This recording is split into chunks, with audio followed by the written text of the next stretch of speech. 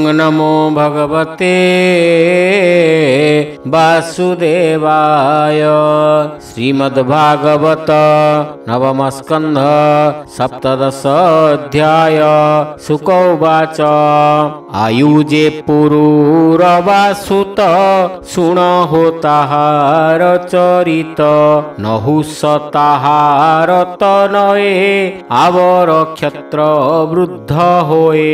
रजिरंभजे बीर्यवंत अनेना आदि पंचसुत क्षत्र वृद्धर वंश सुण सुहोत्र ताहार नंदन ताहार हेले तिनि सुत काश्य जे कुश गुच्छ मदर जे संतान सुनक बोली तार नाम।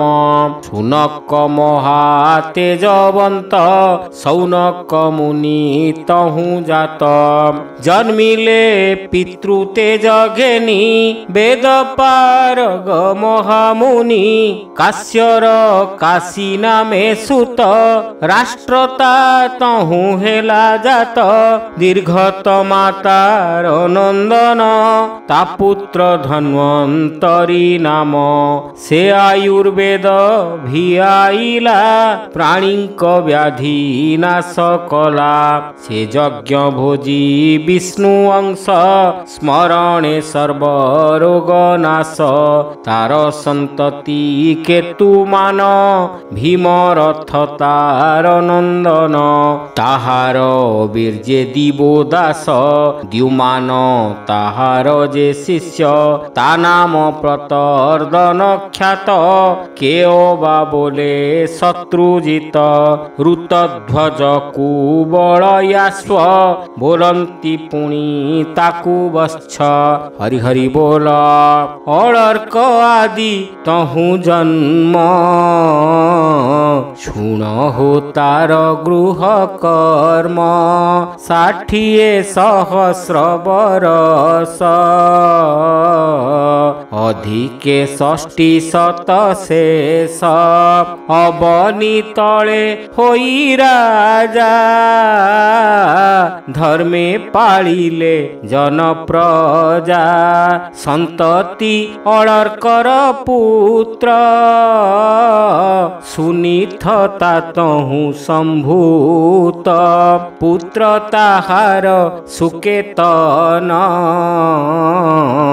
धर्म केतु तार नंदन सत्य केतु ताहार सूत धृष्ट केतु तार अपत्य सुकुमार तार तनुज अनेक दिन कला राज्य तहु जन्मिला बीति होत्र भर्ग जे तार तहु जात ताहार पुत्र भार्ग भूमि। एबे हो सुन नृपमणि ए माने काशी वंशे राजा धर्मे पालिले जन प्रजा ताहांक नामे कंपे भूमि। जमन पारे जहि भ्रमी रंभर पुत्र जे रभस गंभीर हुए तार वंश अक्रिय गंभीर सूत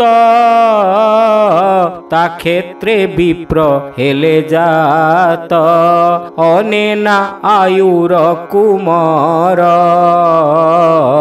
सुण कहिबा वंश तार शुद्ध जे अनेनार सूत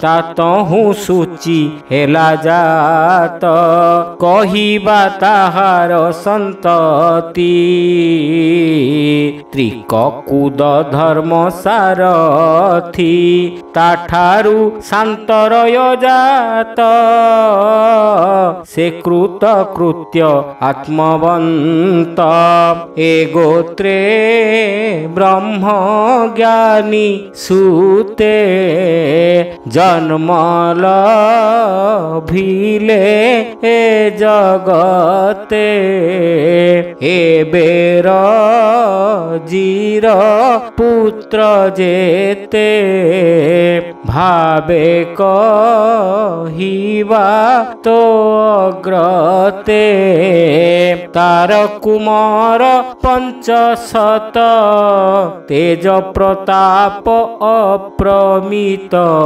असुरे आसी अंतराळे इंद्र को उभारिले बळे इंद्रदेवंक तुले आसी रजी को कहिले विश्वासी भो राजा तोर पुत्र गणे जिणिबे असुरंकुरणे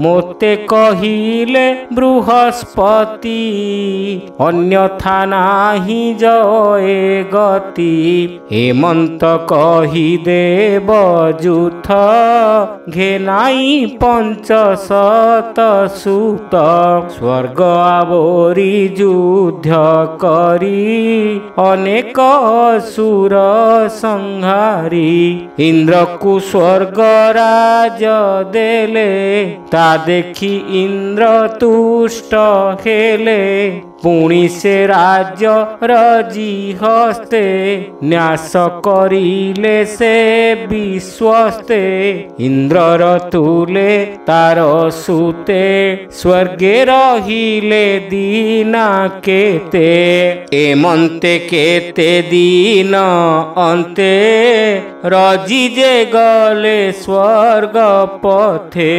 पितार मरण अंतर इंद्र मागिले स्वर्गपुर तदंते ताहार तनुज इंद्रंकु न देले से राज्य स्वर्ग से कले अधिकार इंद्रंकु करी हतादर रजीर पुत्रे ता न देले जागार भाग मान कले रजित नयंकर मति नाश करिले बृहस्पति स्थापिले इंद्र अधिकारे सुधर्मा सभारे बेभारे इंद्र पाइले स्वर्गे स्थान एबे तु शुण नृपराण कुश जे क्षत्र वृद्ध नाती ताहार सूत नाम प्रति ताहार संतान संजय तार तनय होए जय हर्य बल ताहार सूत तहु सहदेव संभूत सहदेवर पुत्रहीन ताहार सूत जयसेन संस्कृति ताहार तनय ताहार पुत्र अटे जय से क्षात्र धर्मे नित्यरत महारथी नामरे ख्यात ए सर्वक्षत्र वृद्ध वंश कहिलु शुणिल नरेश एबे नहुष वंशमान कहिबु भविष्य पुराण वंशानुचरित ए वाणी शुणी संसारु तर प्राणी बोलई विप्र जगन्नाथ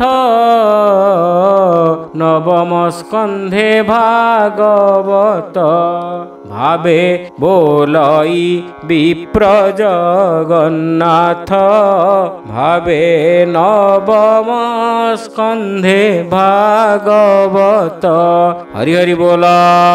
इति श्रीमद्भागवते महापुराणे पारमहंस्यां संहितायां नवम स्कंधे वंशानुचरिते नाम सप्तदश अध्याय।